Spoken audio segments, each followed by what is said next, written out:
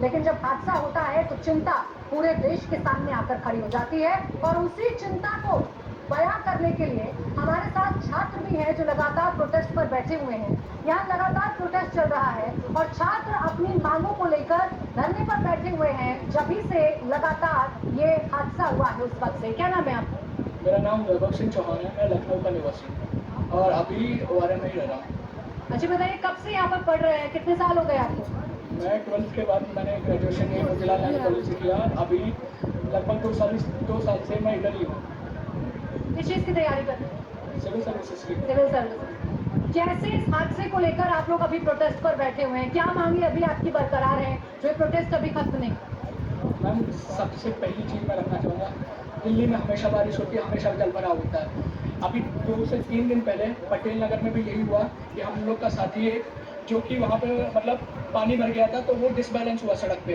वो डिसबैलेंस सड़क पे हुआ तो उसने गेट पे हाथ टेक के लिए लिया और उस गेट पे करंट आ रहा था, उस गेट पे करंट आ रहा था, उसकी मृत्यु हो गई। और सबसे मेन चीज़ है कि उसने 3 अटेम्प्ट के बाद चौथे अटेम्प्ट में उसने प्रीलिम्स क्वालिफाई किया और वो मेंस नहीं लिख पाया। फिर उसी के 2 दिन बाद, एग्जैक्ट 2 दिन बाद यहाँ राव आईएएस में ऐसा होता है और शाम के 6 बजे बारिश बंद होती है। शाम के 6 बजे से लेकर सुबह 4:30 बजे तक पानी निकाला गया।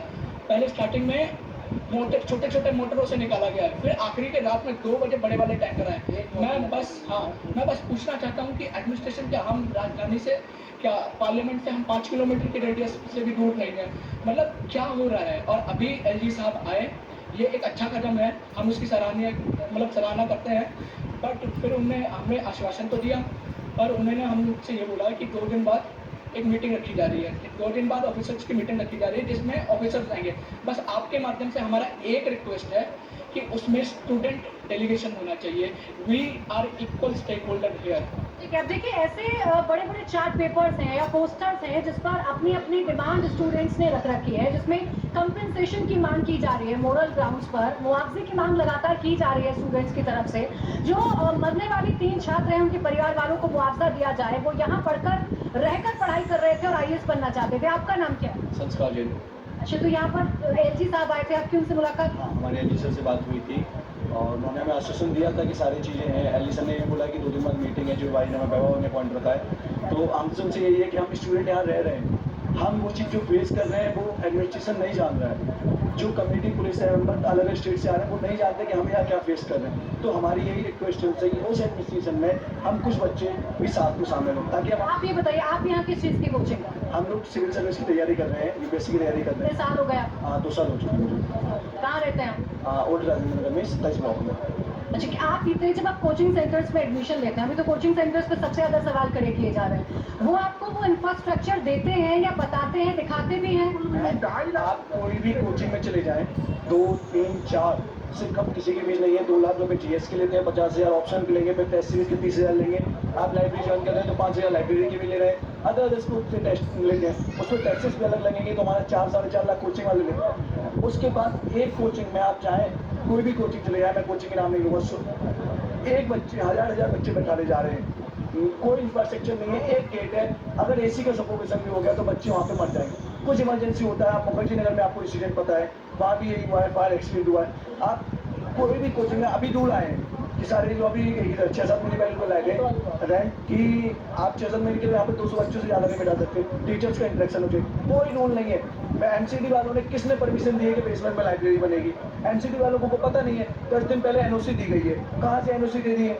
जब सबको पता है बेसमेंट में लाइब्रेरी है, हम लोग पढ़ नहीं रहे क्या वो चीज़? हमारे सामने चीज़ें देख रहे हैं, आरटीआई फाइल कर रहे हैं, कोई जवाब नहीं आ रहा है। कहते हैं आपका कुछ चीज़ देखी जाएगी, सब चीज़। बेसमेंट की लाइब्रेरी है, इनमें बच्चे पढ़ने क्यों जाते हैं? क्या जो रेंट है, जो फीस है उस लाइब्रेरी? बता रहा हूँ, बच्चे को कुछ नहीं पता होता है मैम। ये सबसे बड़ा अगर कोई यहाँ पे कल्प्रिट है तो वो एमसीडी है। पिछले साल अगर लोगों को पता होगा सिर्फ इतना ही बारिश हुई थी, क्या सबक लिया एमसीडी ने? दिल्ली की मेयर रात में सिर्फ राजनीति करने आती है, उसके बाद 2 दिन हो गए अब तक नहीं आई है वहाँ, अब तक नहीं आई है। दिल्ली की मेयर फर्स्ट सिटीजन होती है किसी भी स्टेट का, वो क्यों नहीं आई है?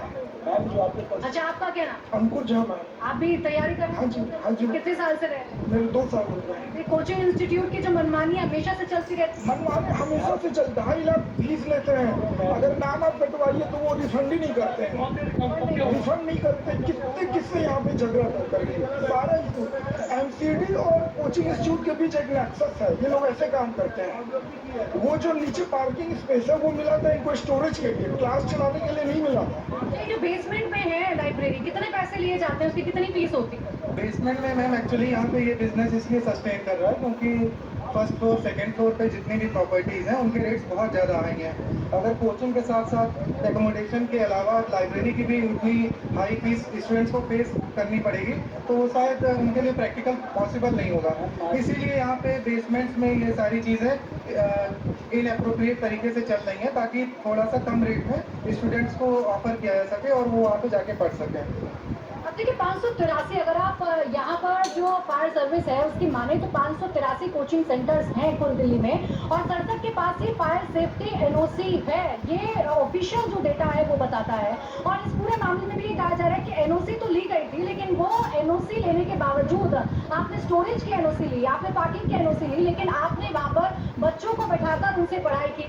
अब देखिए लगातार जो प्रोटेस्ट है यहाँ पर चल रहा है, बच्चे जो है वो प्रोटेस्ट करने के लिए बैठे हुए हैं और वो प्रोटेस्ट कर रहे हैं, वो ये मांग कर रहे हैं कि बच्चे जो है वो यहाँ पर किस तरीके से उन्हें इंसाफ मिल सके। आपका क्या नाम है? मोहित राय।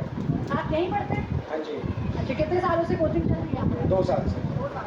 कोचिंग सेंटर्स के बारे में सबसे पहले बताइए, क्योंकि अब तो उन्हीं पर सबसे ज्यादा सवाल खड़े हैं। मैं बताऊंगा, ये जो कंप्लेन करी है ये है किशोर कुमार कुशवाहा ने 26 जून 2024 इसी साल एमसीडी को करी है। इनको बताया गया है कि राउस आईएएस में बेसमेंट में लाइब्रेरी चल रही है, जबकि जो एनओसी लिया गया था वो स्टोरेज के लिए लिया गया था। ये आप देख सकते हैं, ये कंप्लेन की कॉपी है। क्यों कार्रवाई नहीं हुई एमसीडी की? अभी जो ये बुलडोजर लेकर आए हैं इनसे आप सेटिस्फाइड हैं? 3 मौत के बाद बुलडोजर लेके शर्म नहीं आती है एमसीडी को, दिल्ली सरकार को। 3 मौत हो गई, चौथी एक लड़के की नीलेश राय की मौत हुई है करंट लगने से पटेल नगर में 4 दिन पहले। शर्म नहीं आती है एमसीडी को? यहाँ पे वाटर लॉगिंग यहाँ तक होता है, कमर तक। अगर आप भी रहेंगे ना, डूब जाएंगे यहाँ पे आएंगे तो क्या करें हम लोग, जान देते रहे अपनी ऐसे। अच्छा, एलजी साहब यहाँ पर आप लोगों से मुलाकात करने आए, कोई और आया है आप लोगों से बातचीत? हाँ आए, वहीं से चले गए। हम लोग यहाँ बैठे हैं, यहाँ मौत हुई है, यहाँ क्यों नहीं आए? हम लोगों से बात करने क्यों नहीं आए? पुलिस से बात करके सिर्फ चले जाएंगे। अब देखिए ये नाराजगी है यहाँ पर स्टूडेंट्स की, और ये नाराजगी होना इसीलिए लाजमी है क्योंकि पढ़ाई करने के लिए आते हैं यहाँ पर, या आईएएस बनने के लिए आते हैं, अफसर बनने के लिए आते हैं। आपका क्या नाम है? यहीं पर पढ़ रहे हैं आप यूपीएससी की जगह? क्या शिकायतें अभी आप लोगों की हैं, क्या मांगे आप लोगों की अभी रह गई? एक तो यहाँ पे ड्रेनेज लाइन की तकलीफ है, बहुत ज़्यादा ड्रेनेज पानी भर जाता है। मेन इलेक्ट्रिक की लाइन है, जो लाइन यहाँ पे आप देख रहे हो वो इतनी अभी चौड़ी है, जब ऐसे आप आगे जाओगे गली मोहल्ले में बहुत ज़्यादा है ना इकट्ठा हो जाएगी लाइन। तो और एक तो रेंट वगैरह सबकी तकलीफ है। सारी लाइब्रेरी 90% लाइब्रेरी वो बेसमेंट में बनी हुई है। अच्छा, आप कहाँ के रहने वाले हैं? मैं गुजरात से हूँ। गुजरात से? कब से यहाँ पर रहकर आप कर रहे हैं? मैं 1 साल के आसपास हो गया। 1 साल के आसपास हो गया। ये कोचिंग सेंटर्स क्या मनमानी करते हैं? जो फीस आप लोगों से वसूली जाती है उसके एवज में क्या मिल पाती है सुविधा? सुविधा नहीं मिलती। इनका एक ही एम होता है कि कुछ भी करके कोर्स खत्म करना, ना ही हमारी कुछ बातें रखी जाती है, ना ही उनको कुछ पड़ी नहीं है। इनका एक 7 महीने का 8 महीने का रहता है कि जो भी पैसे लिए वो बात करके खत्म करें, बात खत्म, और कुछ नहीं रहता इनका। कितने पैसे वसूले जाते हैं? अराउंड ऑल इन एवरेज सबकी सारी कोचिंग की मिला के 2 लाख के पर पर्सन फीस होती है, 2 लाख रुपए। और ये बेसमेंट में जो लाइब्रेरी चलती है उनकी 2500, 3000, 4000 जैसी लाइब्रेरी हिसाब से रेंट होता है। जैसे फर्स्ट फ्लोर पे है तो 4.5 तक हो जा, बेसमेंट में होगी तो 3000 रुपये होगा। तो ऑब्वियसली जहाँ पे बच्चा कम पैसे हो तो वहीं पे जाएगा, तो 2500 2000 रुपये का लाइब्रेरी में जाता है। और एक साथ इनकी स्पेस होती है और 60 लोगों की होती है लाइब्रेरी में। अब देखिए यहाँ पर लगातार प्रोटेस्ट चल रहा है। भाई आपको कुछ प्रोटेस्ट की और तस्वीरें दिखा देते हैं। यहाँ लोग बैठे हुए